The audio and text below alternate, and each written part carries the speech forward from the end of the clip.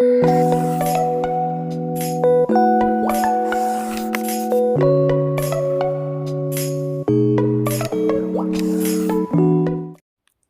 Dear friends, आज हमारा topic रहेगा सेकेंडरी मेमोरी। आप सबको पता है कंटिन्यूटी लेक्चर चल रहा है मेमोरी यूनिट का, और सबसे पहले हमने मेमोरी यूनिट में ख़त्म कर लिया प्राइमरी मेमोरी, क्योंकि मैंने आप लोगों को बोला था कि अगर हम टेक्निकली बात करेंगे तो मेमोरी के 2 डिविजन्स हैं, एक है प्राइमरी मेमोरी, एक है सेकेंडरी मेमोरी।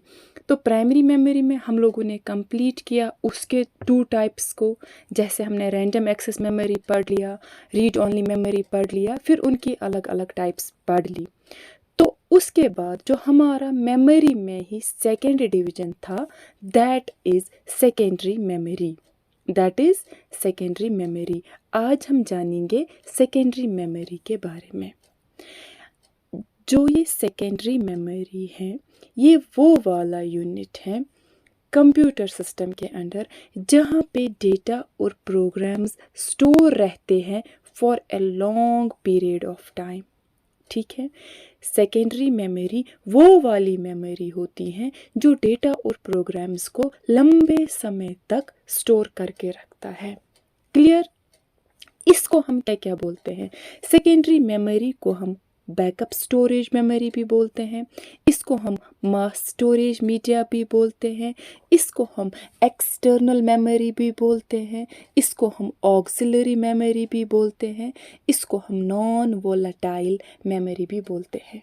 मैंने कितने नाम सेकेंडरी मेमोरी के बोले, कितने नेम्स मैंने सेकेंडरी मेमोरी के बोले? पहले मैंने बोला इसको हम बैकअप स्टोरेज मेमोरी बोलते हैं, इसको हम मास स्टोरेज मीडिया बोलते हैं, इसको हम ऑक्सिलरी मेमोरी बोलते हैं, इसको हम एक्सटर्नल मेमोरी बोलते हैं, इसको हम नॉन वोलेटाइल मेमोरी भी बोलते हैं, क्योंकि इसमें हम डेटा को स्टोर करते हैं for long time.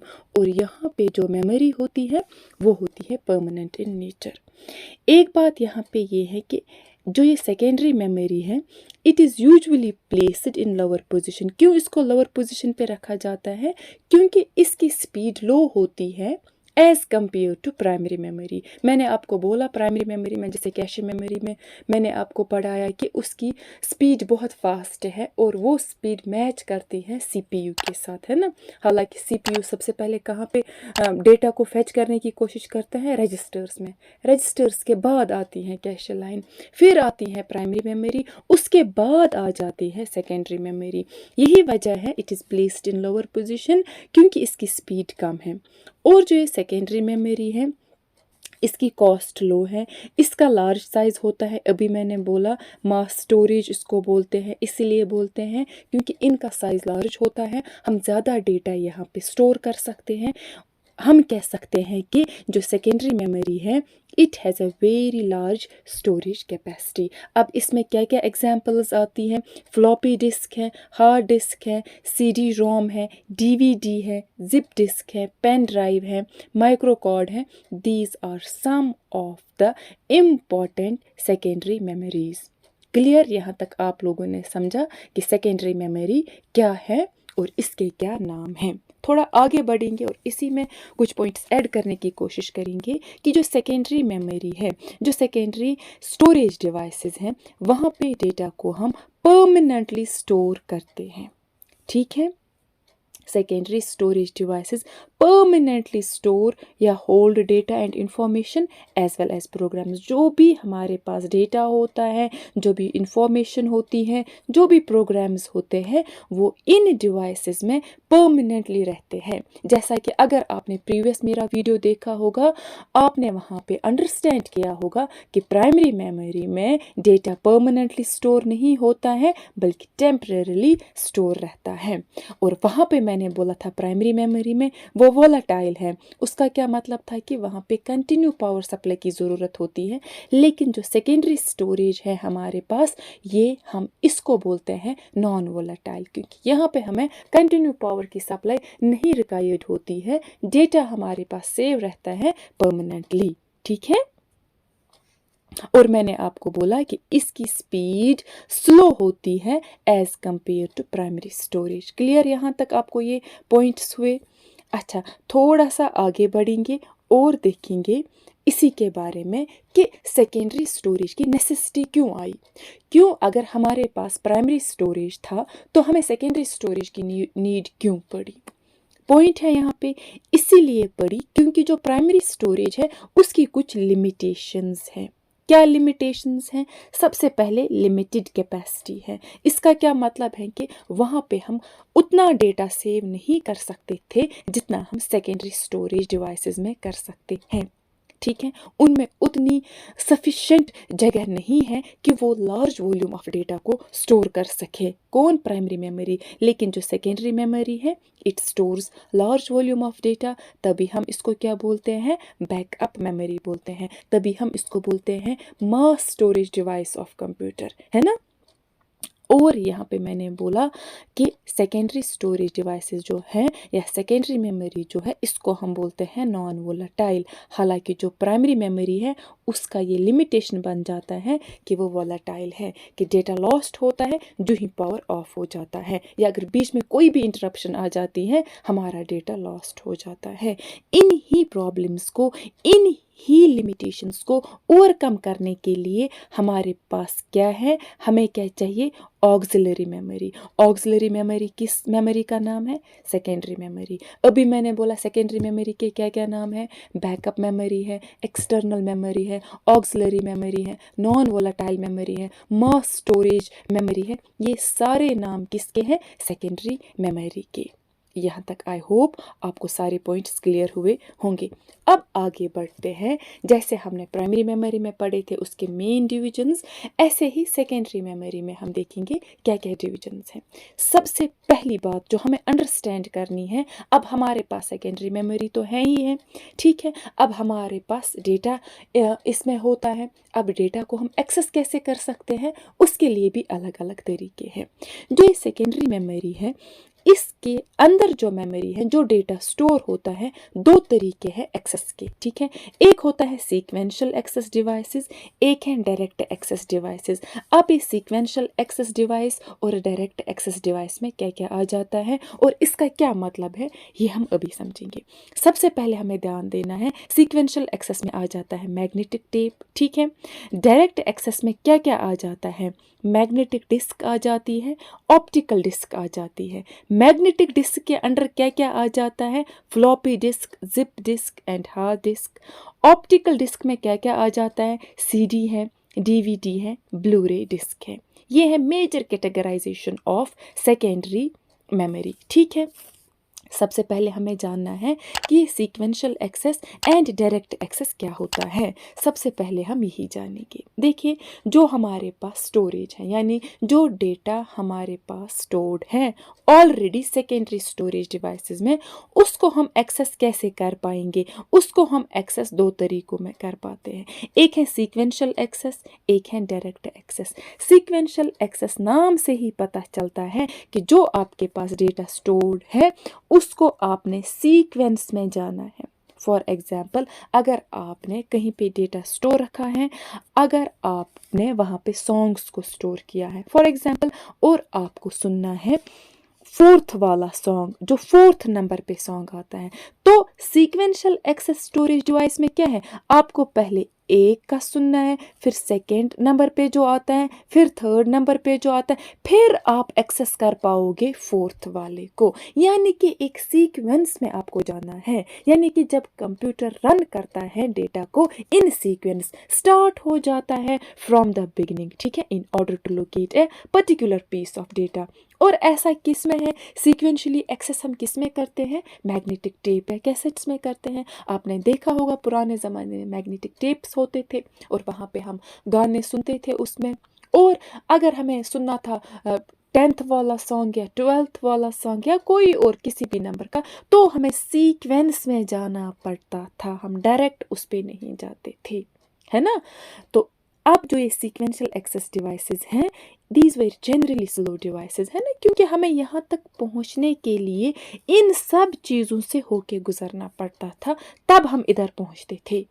Clear? Sequential access storage devices. अच्छा, अब इसके बाद है डायरेक्ट एक्सेस स्टोरेज डिवाइस। नाम से ही पता चलता है कि जहाँ पे in which any piece of data can be retrieved in a non sequential manner, है ना, क्योंकि यहाँ पे हम डेटा को एक्सेस कर पाते हैं डायरेक्टली डेटा को जहाँ पे हम एक्सेस कर पाते हैं उनको बोलते हैं डायरेक्ट एक्सेस स्टोरेज डिवाइसेस। एक प्री डिफाइंड ऑर्डर होता है, हमें एक एक करके आगे नहीं जाना पड़ता है, बल्कि अगर हमारे पास 4 या 5 सॉन्ग्स हैं और हमें 5th वाला सुनना है, हम डायरेक्ट इस पे क्लिक करके सुनते हैं जैसे हम आजकल करते हैं। क्लियर? अब हम लोगों ने यहाँ तक समझा सेकेंडरी मेमोरी क्या है, इसके क्या क्या नाम है, इसकी मेजर कैटेगराइजेशन क्या है। मेजर कैटेगराइजेशन को अंडरस्टैंड करने से पहले आपको समझना है 2 टाइप्स ऑफ एक्सेसेस क्या है। एक है सीक्वेंशियल एक्सेस, एक है डायरेक्ट एक्सेस। अब हम पहले समझेंगे सीक्वेंशियल एक्सेस में जो मैग्नेटिक टेप आता है, क्योंकि इसके बाद जो बाकी सारी डिवाइसेस आ जाएंगी वो आ जाएंगी डायरेक्ट एक्सेस में।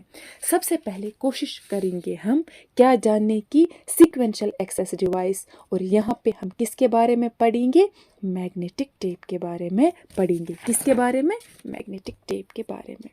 चलिए, ये है हमारे पास मैग्नेटिक टेप्स, आपने देखी होगी, है ना। पुराने ज़माने हमारे पास क्या होती थी, ये कैसेट्स होती थी, और ये है ना, ये जो कैसेट्स, इनके अंडर ये ब्लैक कलर का रिबन होता था।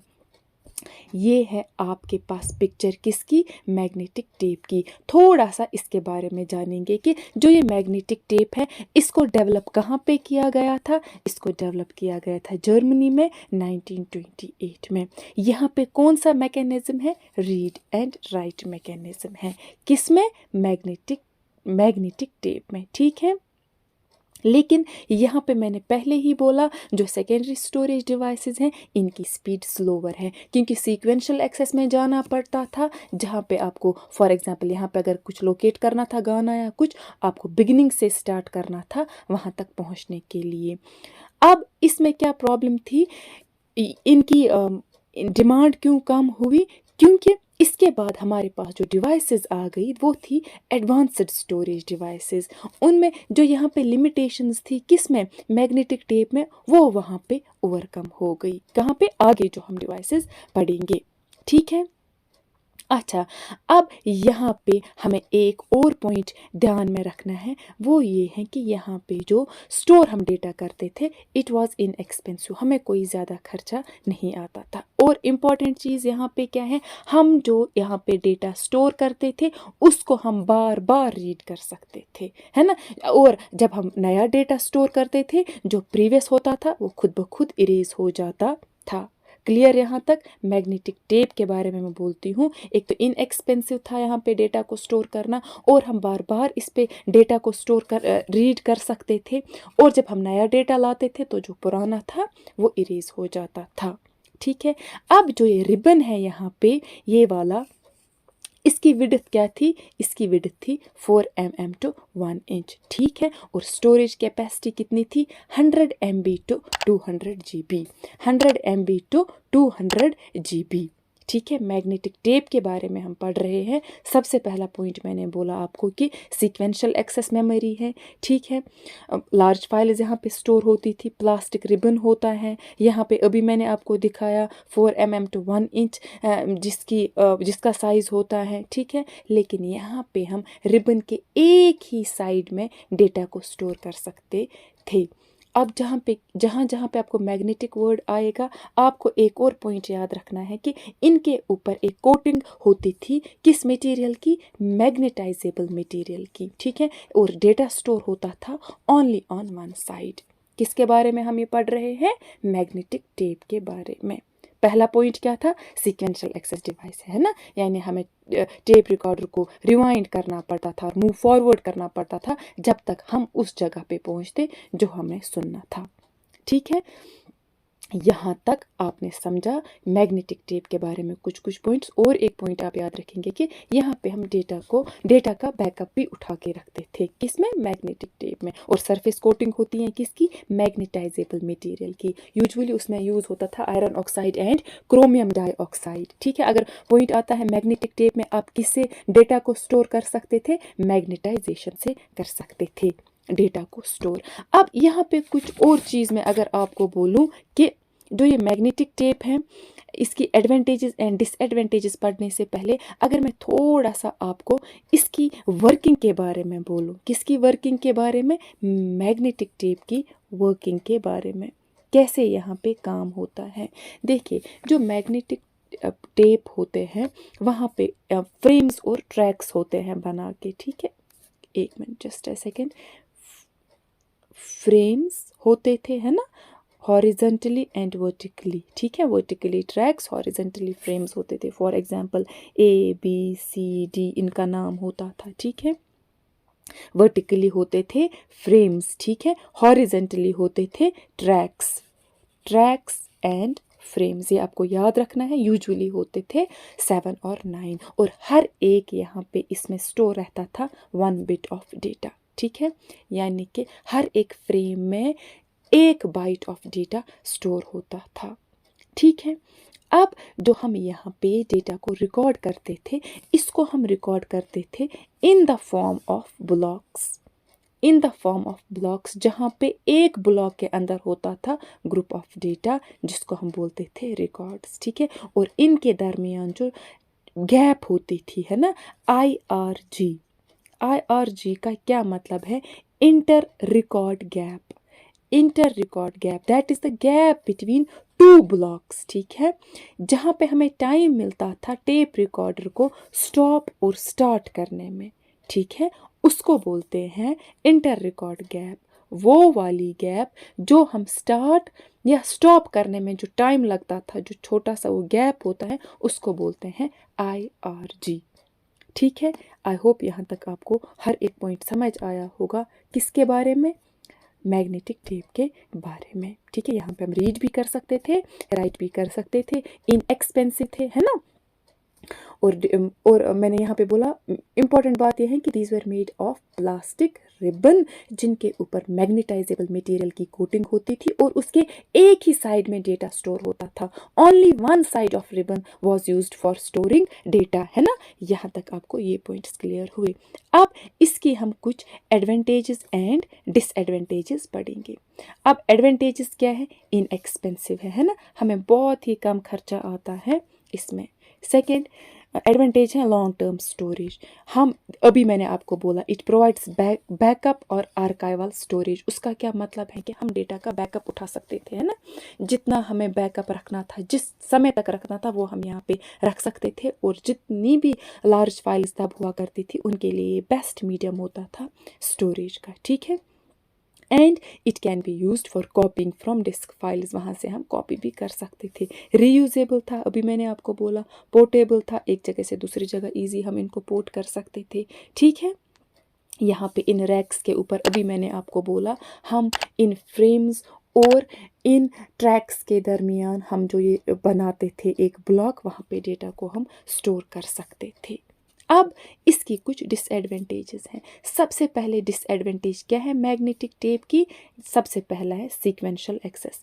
ये इसका डिसएडवांटेज है कि हमें डायरेक्टली या हम रैंडमली एक्सेस नहीं कर पाते थे, बल्कि हमें सीक्वेंस में जाना पड़ता था, ठीक है। ये इसका पहला डिसएडवांटेज बन गया। दूसरा डिसएडवांटेज क्या है, इसके लिए बहुत एहतियात, बहुत केयर बरतना पड़ता था स्टोरिंग के लिए, क्योंकि अगर डस्ट होता वहाँ पे जहाँ पे हम ये कैसेट्स वगैरह रखते हैं, अगर डस्ट वगैरह होगा तो ये फॉर एग्जांपल ये ख़राब होती थी। इनके लिए एनवायरनमेंट डस्ट फ्री होना चाहिए था, क्योंकि अगर एनवायरनमेंट में डस्ट या ह्यूमिडिटी हो, ये एक डिसएडवांटेज है। जहाँ पे भी डस्ट या ह्यूमिडिटी होती थी तो ये ख़राब हो जाती थी, फिर ये हमें किसी काम की नहीं रह जाती थी, ठीक है। इसमें जो हम डेटा स्टोर कर सकते थे वो इजीली हम अपडेट नहीं कर पाते थे, ना ही मॉडिफाई कर पाते थे। वो बहुत डिफ़िकल्ट होता था डेटा को मॉडिफाई करना, ठीक है। और जो डेटा ट्रांसफ़र हम करते थे उसकी रेट बहुत स्लो थी। मैंने पहले ही बोला सीक्वेंशियल एक्सेस डिवाइस है ये, तभी ये सारी चीज़ें इसकी डिसएडवांटेज बन जाती हैं, ठीक है। एक तो इसके लिए डस्ट फ्री एनवायरनमेंट होना चाहिए था, इसको हम इसलिए अपडेट और मॉडिफाई नहीं कर पाते, और इसका डेटा रेट ट्रांसफ़र बहुत स्लो था। This was all about sequential access device magnetic tape, ठीक है। फिर हमने सेकंड मेजर कैटेगराइजेशन पढ़ी किसकी, सेकेंडरी मेमोरी की, जहाँ पे मैंने बोला डायरेक्ट एक्सेस में क्या आ जाता है, मैग्नेटिक डिस्क। और मैग्नेटिक डिस्क के ही अंडर क्या क्या आ जाता है, एक आ जाता है फ्लॉपी डिस्क, है ना, फ्लॉपी डिस्क है, फ्लॉपी डिस्क है, हार्ड डिस्क है, जिप डिस्क है, ठीक है। ये सब आ जाती है मैग्नेटिक डिस्क के अंडर, ठीक है। थोड़ा मैग्नेटिक डिस्क के बारे में पढ़ेंगे। मैग्नेटिक डिस्क जो है, क्योंकि अब हम ये किसके अंडर पढ़ रहे हैं, डायरेक्ट एक्सेस के अंडर हम ये पढ़ रहे हैं।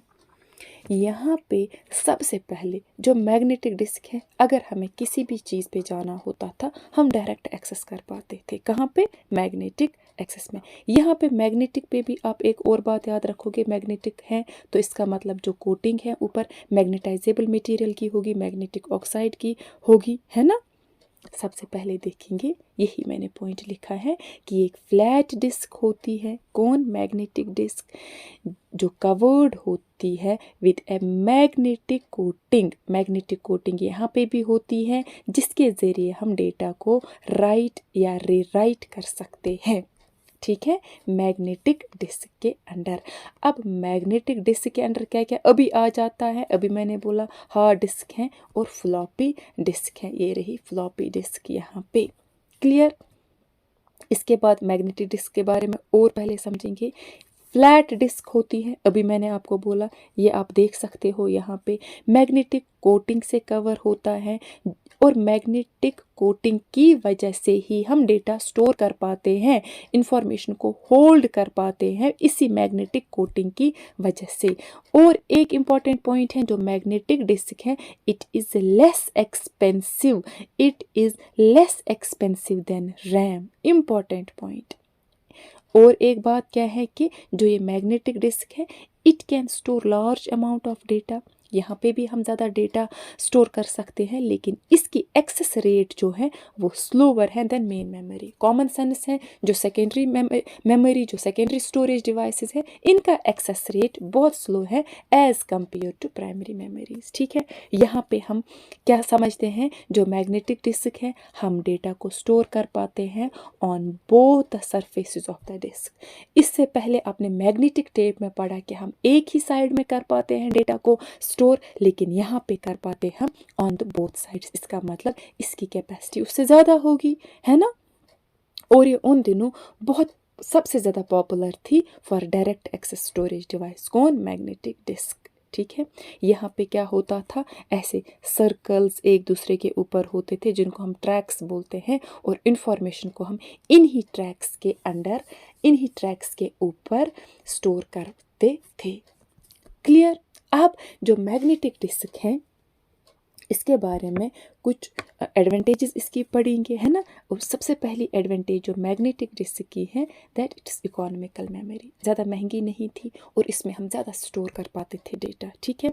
Direct access of data possible था, सीक्वेंशली अब हमें नहीं चलना है, अब हम डायरेक्ट एक्सेस कर पाते हैं, एंड इसमें डेटा स्टोरेज ज़्यादा थी, यानी हम ज़्यादा, we can store large amount of data in magnetic disk, ठीक है। और यहाँ पे ट्रांसफ़र रेट भी अच्छी थी as compare to magnetic tapes, है ना।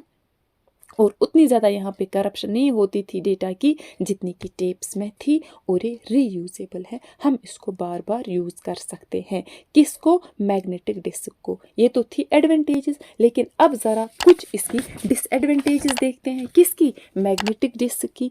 सबसे पहला डिसएडवांटेज जो है कि ये थी सस्ती, किससे, रैम से, रैंडम एक्सेस मेमोरी, लेकिन एक्सपेंसिव थी मैग्नेटिक टेप से, किससे, मैग्नेटिक टेप से।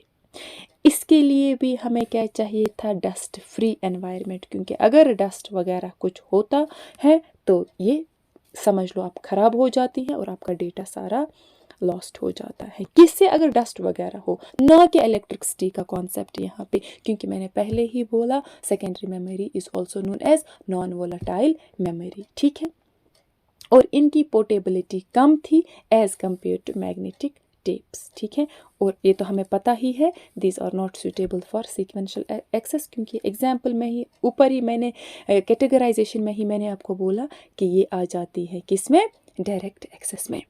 क्लियर यहाँ तक आपने पढ़ा मैग्नेटिक डिस्क के बारे में। Direct access secondary storage device है, ठीक है। एक सर्कुलर प्लेट होता है, उसके ऊपर कोट होता है मैग्नेटिक ऑक्साइड का, है ना, मैग्नेटाइजेबल मटेरियल का। डेटा को हम डिलीट भी कर सकते हैं और मॉडिफाई भी कर सकते हैं इजीली को, ठीक है। और यहाँ पे हम दोनों साइड से डेटा को स्टोर कर सकते हैं। और डेटा को स्टोर हम करते हैं मैग्नेटिक डिस्क पे, हम डेटा को स्टोर करते हैं एज मैग्नेटाइज्ड स्पॉट्स, ठीक है। यानी कि presence of magnetised spot was represented by 1 और एब्सेंस वाज रिप्रेजेंटेड बाय 0। और यहाँ पे मैंने बोला it also needs clean and dust free environment. हाँ, ये भी मैंने बोला these are less expensive than RAM but more expensive than magnetic tapes, ठीक है।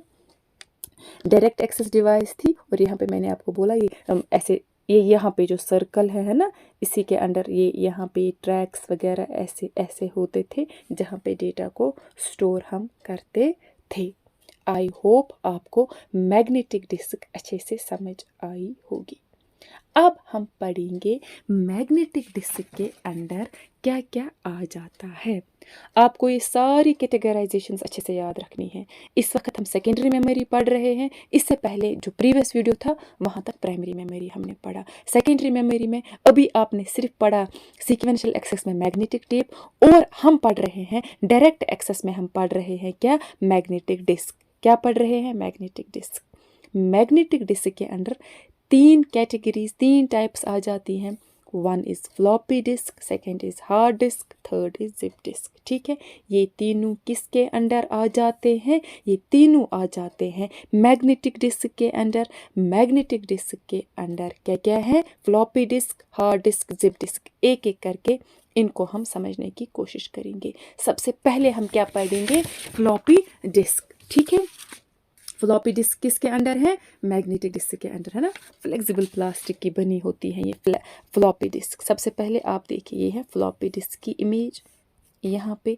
अब हम पढ़ेंगे इसके बारे में। अब जो ये फ्लॉपी डिस्क है इसके ऊपर भी क्या होती है, एक मैग्नेटिक कोटिंग होती है, ठीक है। एक प्लास्टिक एनवेलोप के अंडर ये होती है पैक करके। आपने देखा होगा इसको, एक प्लास्टिक पैकेजिंग ऊपर होती है और अंदर से फ्लॉपी डिस्क होती है। ओल्डेस्ट टाइप है ये पोर्टेबल स्टोरेज डिवाइस का। पोर्टेबल का मतलब है जिनको हम एक जगह से दूसरी जगह पोर्ट कर सकते हैं। और इनमें हम कितना डेटा स्टोर कर पाते थे, 1.44 मेगाबाइट्स ऑफ डेटा। किन में, फ्लॉपी डिस्क में। फ्लॉपी डिस्क में आप याद रखोगे इनको हम बोलते हैं फ्लॉपीज भी। क्या हम इनको बोलते हैं, these are also known as floppies और diskettes. These are also known as floppies और diskettes. Important point है, किनको बोलते हैं हम ये, फ्लॉपी डिस्क को, ठीक है। ये सस्ती थी, ठीक है, क्योंकि जो भी सेकेंडरी स्टोरेज डिवाइसेस हम पढ़ रहे हैं, एक तो ये पोर्टेबल भी है और ये सेकेंडरी स्टोरेज डिवाइसेस चीपर भी हैं। आजकल ये यूज़ नहीं हम कर पाते हैं क्योंकि आगे आगे हम पढ़ेंगे हमें वो डिवाइसेस आ गई जिनकी स्टोरेज कैपेसिटी बहुत ज़्यादा है as compare to floppy disk, ठीक है। जो ये मैंने अभी आपको बोला एक प्लास्टिक एनवेलोप में होती है, उसकी शेप क्या थी, स्क्वायर, है ना। स्क्वायर जैसा होता है वो प्लास्टिक एनवेलोप, उसके अंडर ये हो जाता है। साइज़ किस किस साइज़ में आ जाती हैं, 8 इंचज़ में, 5.25 इंचज़ में, 3.5 इंचज़ में ये डिस्क्स आती हैं, ठीक है। मैंने अभी बोला क्योंकि फिर अदर स्टोरेज डिवाइसेस आ गई, उसकी वजह से हमने इनको फ्लॉपी डिस्क्स को बहुत कम ही यूज़ किया। एक और चीज़ आप यहाँ पे याद रखोगे कि मैंने अभी आपको बोला जो ये फ्लॉपी डिस्क है इनके लिए एक ड्राइव होती है सिस्टम में, है ना, जिनमें हम इसको इंसर्ट करते हैं और उसको हम बोलते हैं FDD। FDD का फुल फॉर्म है फ्लॉपी डिस्क ड्राइव, यानी it is the disk drive for ये ड्राइव है किसके लिए, फ्लॉपी डिस्क के लिए। सिंपल पॉइंट है, फ्लॉपी डिस्क लगाने के लिए सिस्टम के पास अपना एक ड्राइवर होता है जिसको हम बोलते हैं फ्लॉपी डिस्क ड्राइव, ठीक है। इसको हम डेटा सिंगल साइड में भी स्टोर कर सकते हैं और डबल साइड में भी स्टोर कर सकते हैं।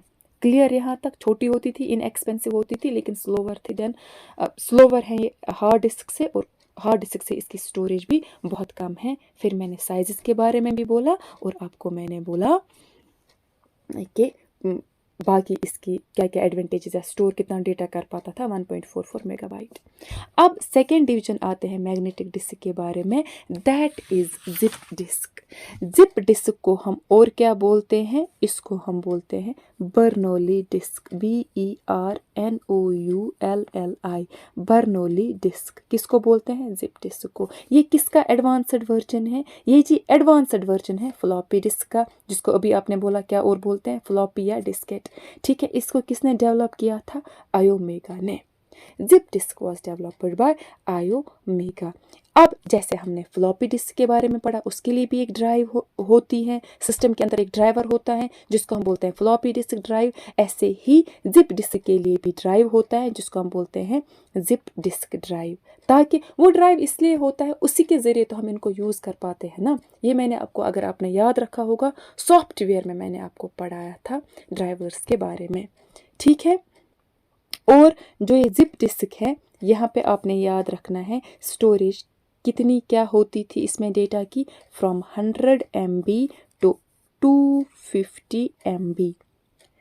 इससे पहले आपने फ्लॉपी डिस्क के बारे में पढ़ा है ना, 1.44 MB होता था। अभी देखिए बढ़ रही है स्टोरेज, यहाँ पे 100 MB से हो गया 250 MB तक, क्योंकि जो कोई एडवांसमेंट आती है इससे पहले जो होती है फिर वो कम ही यूज़ कर पाते हैं।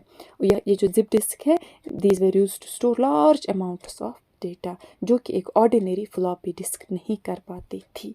ठीक है, फिर ये मार्केट से डिसअपियर ही आजकल हुए हैं, क्योंकि इनकी स्टोरेज कैपेसिटी जो आगे आ गई डिवाइसेस उनसे कम थी। ठीक है, ये देख सकते हो आप इसकी पिक्चर, किसकी, जिप डिस्क की। ये देखिए, these are encased in plastic और मेटल कार्ट्रिज, है ना, प्लास्टिक या मेटल कार्ट्रिज के अंदर ये आ जाती है हमारे पास ये जिप डिस्क। और वो जो ड्राइवर होता है सिस्टम के अंदर, उसको बोलते हैं जिप ड्राइव, उसी में इसको इंसर्ट करके हम इसको यूज़ कर सकते हैं। ठीक है, ये मैंने आपको बोला कि दीज वर अवेलेबल, कितना डेटा स्टोर होता था 100 MB से लेके 250 MB तक। ठीक है, अब क्योंकि फिर नई नई स्टोरेज मीडियम्स आ गई तो इसको लोगों ने बहुत कम फिर ख़रीदा वगैरह, या बहुत कम फेवर किया, जिस वजह से इवेंचुअली मार्केट से डिसअपियर हो गई। कौन, जिप डिस्क। इसके बाद आ जाते हैं इसी की थर्ड टाइप पे, जिसका नाम है हार्ड डिस्क। ये हम किसके अंडर पढ़ रहे हैं, मैग्नेटिक डिस्क। 3 टाइप्स हैं इसके अंडर, फ्लॉपी डिस्क है, जिप डिस्क है एंड हार्ड डिस्क है। सबसे पहले अभी जानेंगे हार्ड डिस्क के बारे में। ये जी रही पिक्चर हार्ड डिस्क की, है ना, ये ऐसे ऐसे सर्कल्स होते हैं एक दूसरे के ऊपर। अब कैसे क्या ये सर्कुलर डिस्क हैं अभी हम पढ़ेंगे। जो ये हार्ड डिस्क है, इसमें होते हैं सर्कुलर डिस्क्स, जिनको हम बोलते हैं प्लेटर्स, एक दूसरे के ऊपर, है ना, एक कॉमन मैकेनिज्म से। यहाँ पे स्पिंडल है ना, यहाँ पे हम इसको बोलते हैं mounted on A common spindle. जो ये नीचे हैं इसके ऊपर एक एक करके सर्कुलर डिस्क्स होती है, जिनको प्लेटर बोलते हैं। और इनका जो सरफेस होता है वो होता है कोट करके किस चीज़ से, मैग्नेटिक मटेरियल से। और हम यहाँ पे दोनों साइड से डेटा को स्टोर कर सकते हैं, लेकिन टॉप और बॉटम साइड से नहीं। We can store the data on both surfaces of each disk, लेकिन except the top and bottom disk, क्योंकि यहाँ पे हम सिर्फ इनका इनर सरफेस यूज़ करते थे। किन में, ये हम किन की बात कर रहे हैं, हार्ड डिस्क की बात कर रहे हैं, जिसमें एक या एक से ज़्यादा सर्कुलर डिस्क्स होते हैं, जिनको प्लेटर्स बोलते हैं। क्लियर यहाँ तक। हार्ड डिस्क के बारे में मैंने क्या बोला, इंफॉर्मेशन रिकॉर्ड होती है। ठीक है, इन डिस्क्स को रोटेट किया जाता है। ठीक है, इनके जहाँ पे हेड्स होते हैं ना, इनको रोटेट किया जाता है और फिर डेटा को रीड राइट हम कर सकते हैं। कहाँ पे किसकी बात कर रही हूँ, हार्ड डिस्क की। ये भी मैंने आपको बोला एक कॉमन आर्म से जुड़े होते हैं, है ना, यहाँ पे, और इसको बोलते हैं एक्सेस आर्म। क्या बोलते हैं, एक्सेस आर्म इसको बोलते हैं। हम पढ़ रहे हैं किसके बारे में, हार्ड डिस्क के बारे में। इम्पॉर्टेंट बात आपको यहाँ पे ये याद रखनी है कि जो ये हार्ड डिस्क है, ये है computers main permanent storage area. ठीक है, और हाँ, और एक बात, जो ये हार्ड डिस्क है, it is made of aluminium. ये आप शक्ल से ही देख रहे हो, it's made of aluminium. Size क्या होता था इसका, 1.14 इंचेस इन डायमीटर। कॉमनली उसमें क्या क्या था, 1.0 इंच का, 2.5 इंच का, 3.5 इंच का कॉमनली यूज़ होता था। अब इस हार्ड डिस्क पे क्या स्टोर होता है? इंपॉर्टेंट पॉइंट है operating system. Operating system is stored on hard disk, ठीक है। Performance of computer like speed या बूटअप या loading of programs to primary memory या loading of large files like images, videos, audio is dependent on hard disc.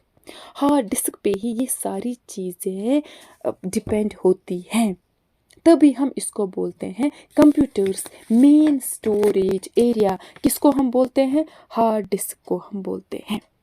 तो यहाँ तक I hope आपको clear हुआ होगा एक एक पॉइंट अबाउट सेकेंडरी मेमोरी। थोड़ा सा मैं लास्ट मिनट लूँगी आपको अंडरस्टैंड करवाने के लिए कि हमने क्या आज पढ़ा।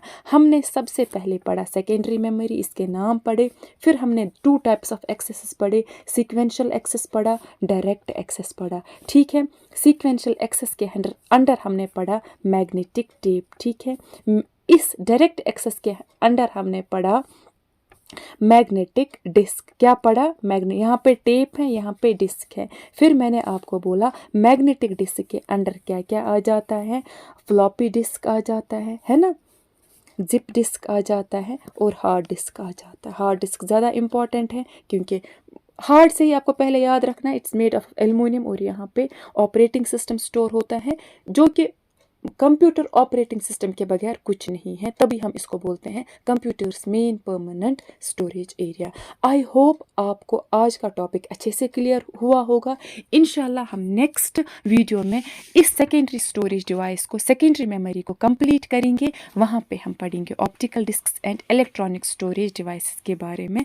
तब तक आप इस वाले लेक्चर को अच्छे से समझेंगे। मिलते हैं अपने नेक्स्ट वीडियो में। अल्लाह।